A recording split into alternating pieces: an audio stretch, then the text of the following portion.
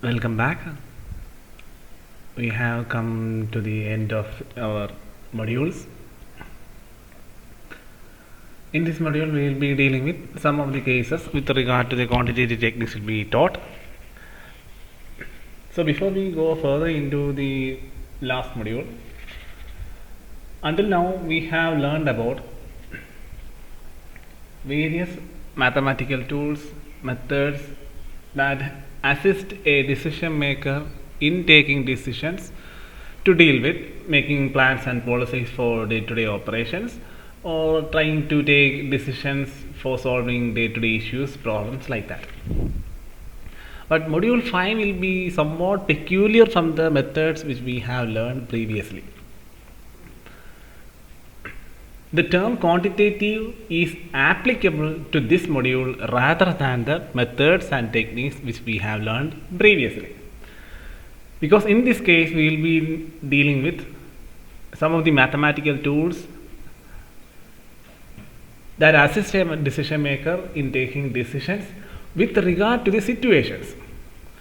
Then we come across a doubt that what are the situations in which until now we have learned about different situations in which manager has to take decisions. But in this module we will be dealing with general situations that are inevitable to be avoided from a business. The one of the main objective or main activity of a top level manager or whoever the controls the top level, their main activity is to take decisions. So in order to take decisions, they have to study the situations, they have a lot of works to do. So their main activity is whenever their problem comes, they will find different alternatives and out of that they will select the best possible alternative and it will be implemented or selected, whatever it is. In quantitative approach to decision making, we will deal with various methods that assist a manager in taking decision with regard to mainly three kinds of situations. Usually managers will come across mainly three types of environments or situations in which he has to take decisions. That is, decision making under a risky situation. Another is decision making under an uncertainty situation. And finally, decision making under certainty situation. There is no order with regard to the terms which I have mentioned here. These are the three main situations a manager has to face. If we analyze one of the decision activity of a manager, you can see that his or her activity with regard to decision making will come under any of the three categories I have just mentioned. So in this module, we will be learning in detail some of the advanced quantitative techniques that assist a manager in taking decision making. So let us go on with the module.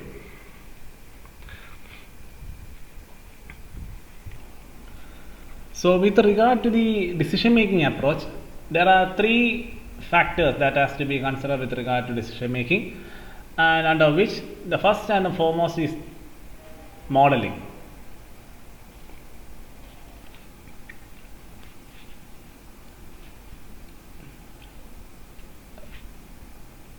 As we have mentioned earlier, there are different methods or tools that assist a decision maker in dealing or solving an issue or a problem. So right now we have been mentioning about technique tools like that.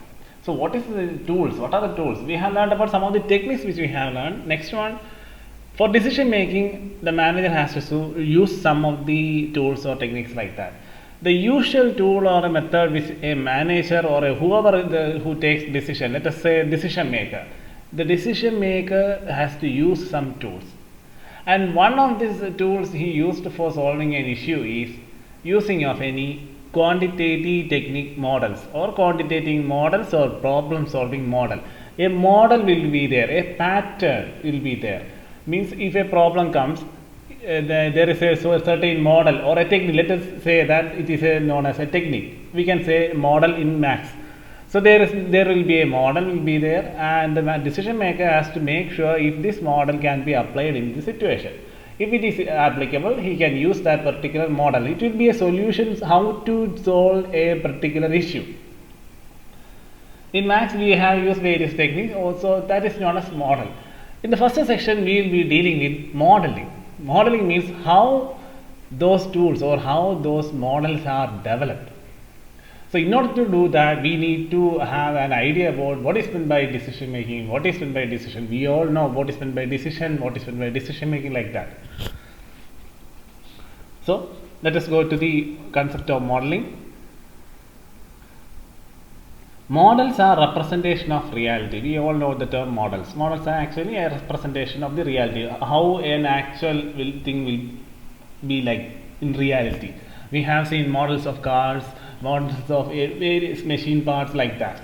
We have seen prototypes. Means before anything come into a real item or a ring comes to in real life or it comes to a reality, we will make a model of it.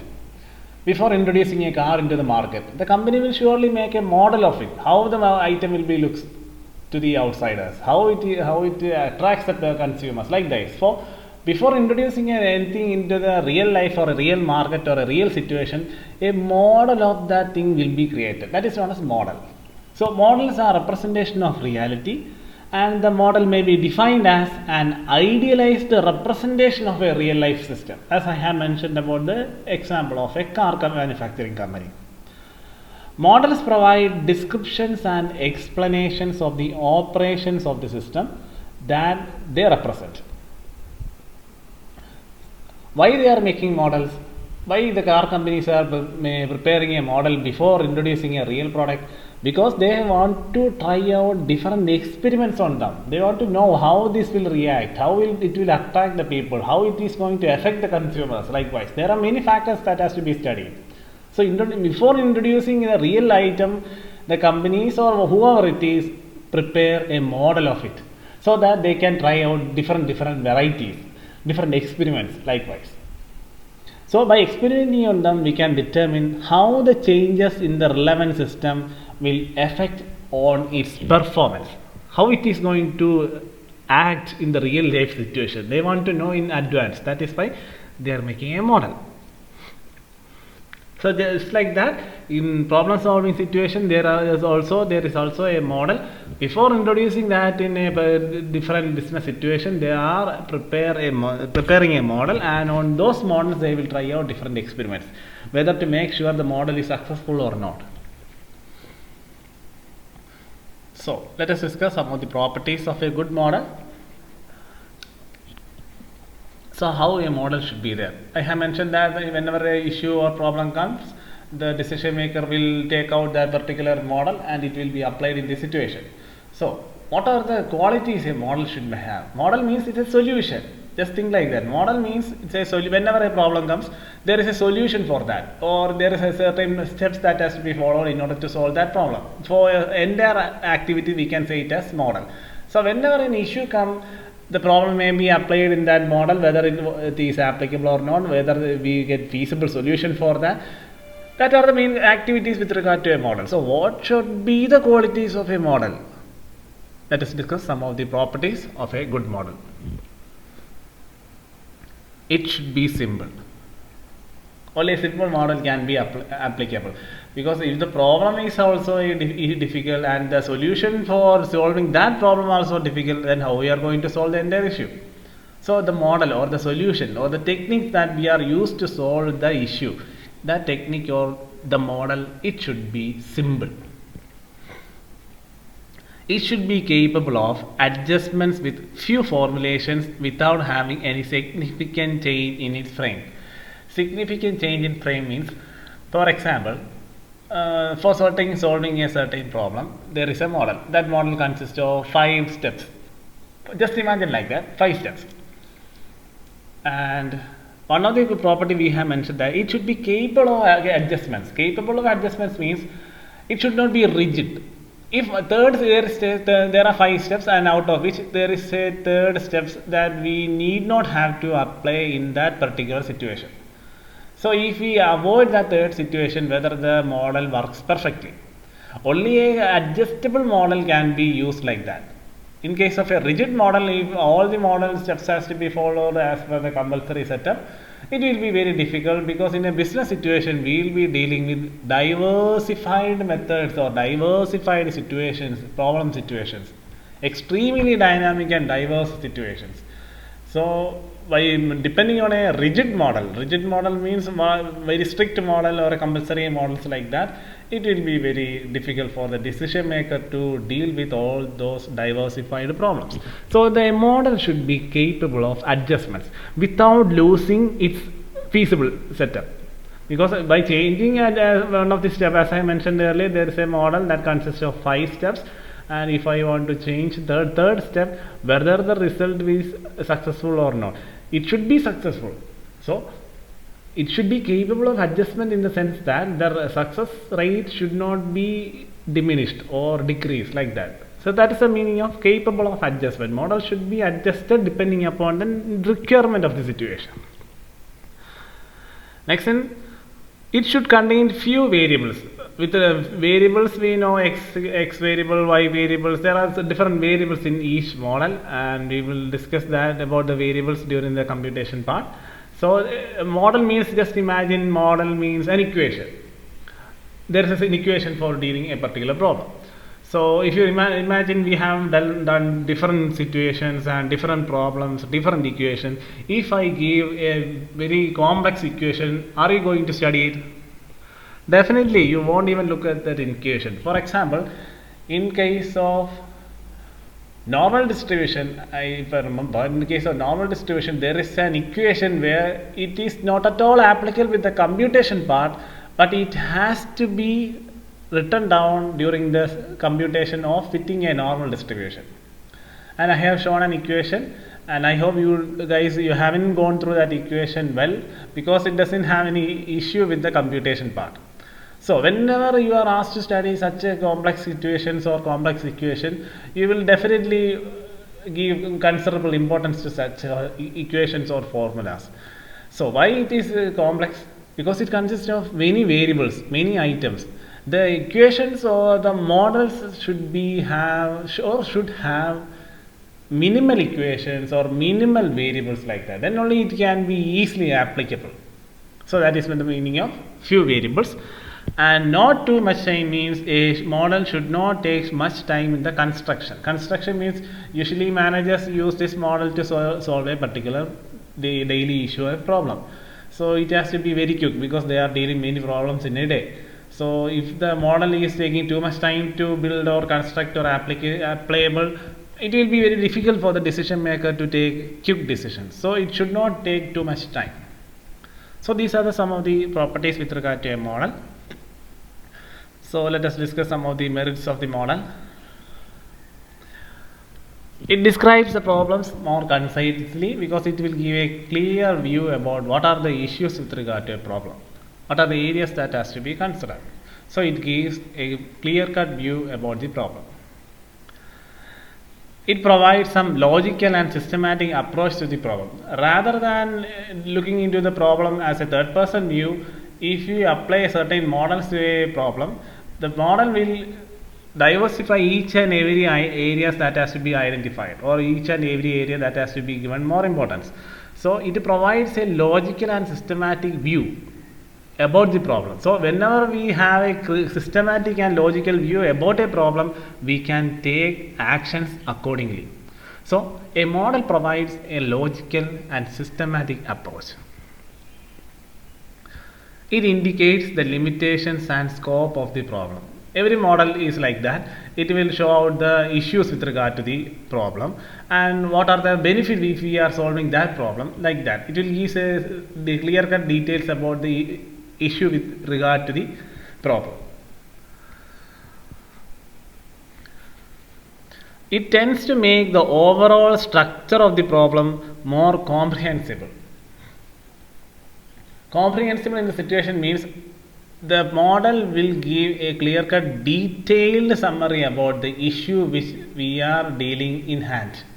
It will give you out and pinpoint all the areas that has to be considered. What are the areas that will affect the day-to-day activity? It will give a detailed, comprehensive view about the problem a decision maker has to face in a day-to-day business. And it is possible only with the help of a model. And in this module, we will be discussing about some of the important mathematical models that are used by a decision maker in solving various problems.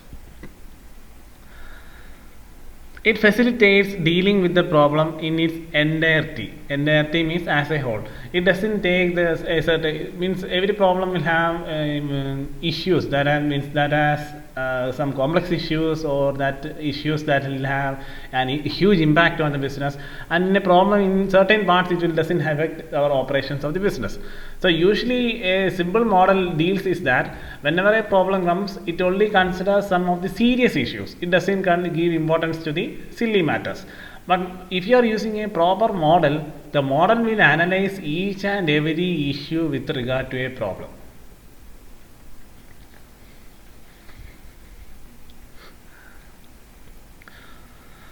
It uses high powered mathematical techniques to analyze the problem.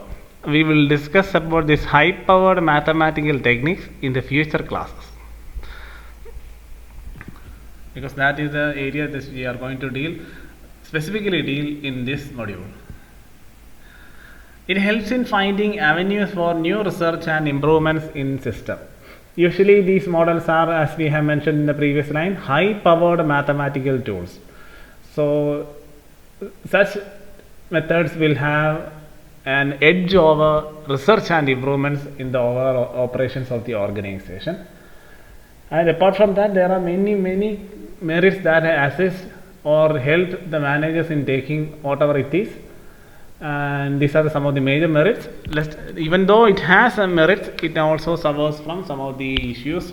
It is inevitable. No model in the world is perfect. Everything has some drawbacks or some loose ends. So let us discuss some of the demerits of model. Models are only an attempt to understand an operation. Actually, in a model, that is the thing is happening. It gives a clear-cut information about what is the problem which we are dealing with. It provides a legal and systematic approach, identifies and scope. Everything is correct, but it is not the ultimate solution. Until now, I haven't mentioned about an ultimate solution for a problem. Whenever a problem comes, the managers can use this model or a method. It will assist him in solving the problem to a certain extent, but it is not the ultimate solution. So that is one of the demerits. It makes an attempt to understand each and every operation, but it should never be considered as the absolute solution to every problem a decision maker has to face. No, it is not an ultimate solution. It helps the decision maker in solving, but it is not an ultimate solution. The validity of any model or a technique or an equation, sometimes it may be an equation, can only be verified by carrying on experiment and relevant data characteristics. That is one of the issue with regard to a model. Only through experiments we can make sure whether the model is okay or not. That is in another view. From a pessimistic point of view, we can't say that we can always rely on models for taking decisions. We can depend on models for taking decisions. So these are some of the demerits with regard to that. And let us discuss some of the types of models which we have to learn in the future sessions. So let us discuss some of the types of model. Right now there are 3 types of models. First one is iconic model, second one is analog models, and third one is symbolic models. These are the 3 types of models, and we will be dealing with various problems that comes under each of these 3 categories. And we will discuss in detail what is the meaning of each of these 3 models. And the iconic model and analog models have some features in common, so they are also known as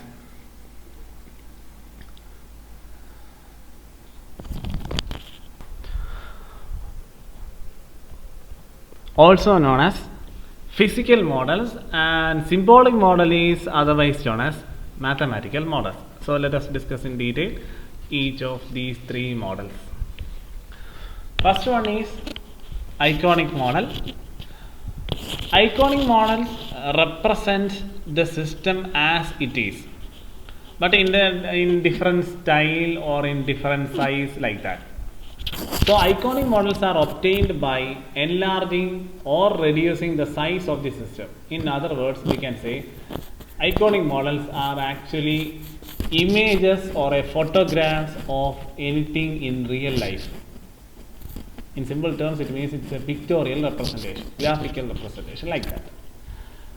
Some of the common examples are photographs, drawing model airplanes, ships, engines, globe, map, and so if you go to a lab, you can see the skeleton system, you can see the miniature of or a prototype of an atom, nucleus, DNA. These are some of the examples of iconic models. And in iconic models, there are two types of categories: up and down iconic models. So, what is the meaning of up and down iconic model? For example, iconic model of a sun. Sun means it's a miniature of a sun. And if you see an iconic model of a sun and the planets and its sun and the planet system or the solar system, it is known as down iconic model. Down iconic model means if you represent something, whatever it is of a real item, if you represent something of a real item, and if it represents a bigger one, that is, in actual real life, it is something bigger. We can't even show it as it in a miniature. Means like in actual life, we can't show it as in a miniature form. In real life, it is something, it is big, and we are representing or replicating the same in a miniature form. It is known as down iconic model, because we have bring down something which was big in real life. That is known as down iconic models.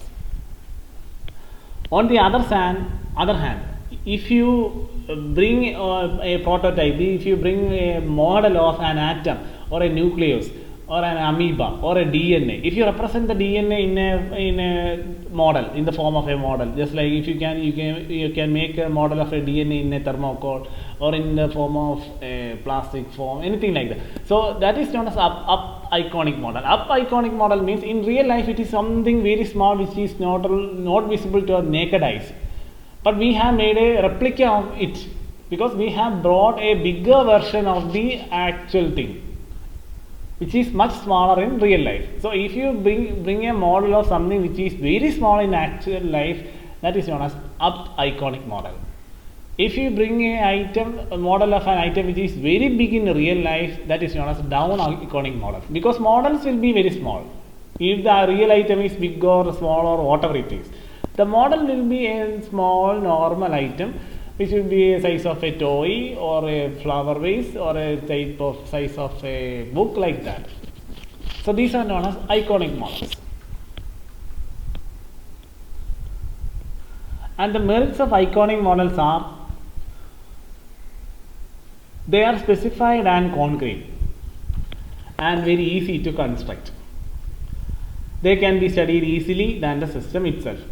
But some of the disadvantages are, they are difficult to manipulate for experimental purposes. They cannot be used to study the change in the operations of the system. It is used to make any modification or improvements in this model. It is not very easy because we are dealing with the items.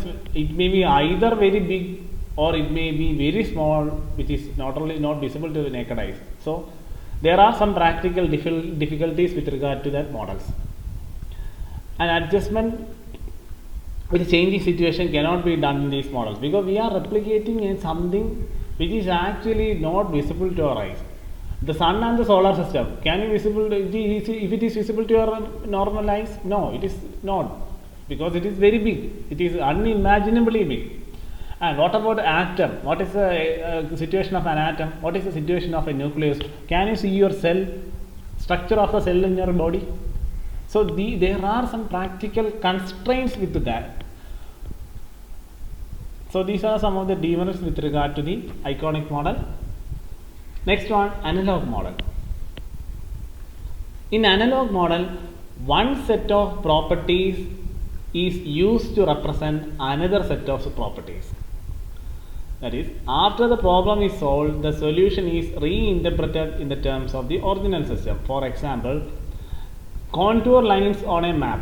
If you have gone through a traditional map of our universe or whatever the pattern of map which you have gone through during your geography class, or if you have a chance to go through a globe, if you can see that there are certain lines that is gone across the globe in different parts of the globe itself that represent latitudinal lines and longitudinal lines like that. So that are the examples of analog models. So contour lines on a map are analogues of elevations as they represent the rise and fall of the height. Analog models are easier to manipulate than iconic model, but they are less specific and less concrete. Simple example means if you go through the geographical map of the Palakkad, you will see a blank paper consists of the green areas, longitudinal heights, latitudinal points of the Palakkad. And you can see that it's a flat paper, but it represents the various points in Palakkad that has mountains, that has water bodies, that has flat areas, that has elevated areas. How you understand that there are certain things? Because in the map there you are using certain rules and regulations, longitudinal lines, latitudinal lines, contour lines. These are the lines that represent the height and the elevation of the geographical area. So it is another representation of a real life thing. Such representations are known as analog models.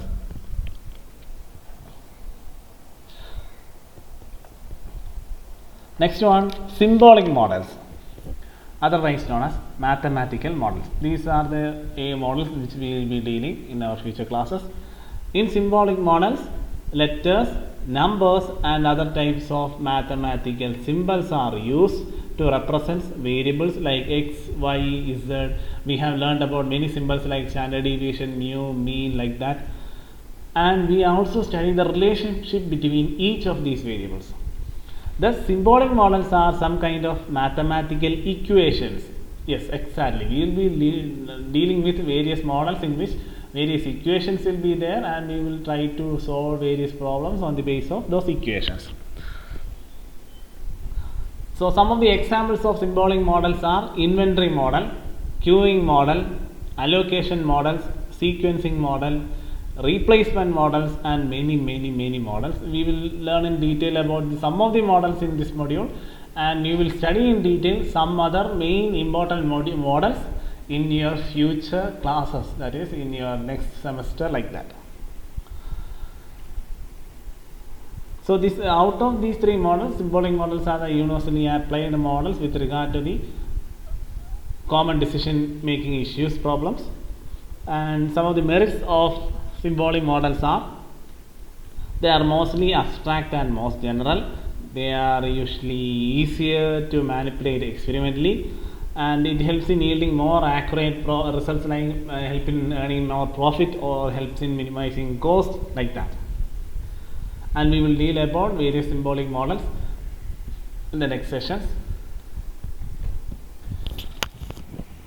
And we will also discuss about some of the various models which we have to deal, and which we have to deal not only in problem areas but also as per the theoretical aspect. We will study some of the models also.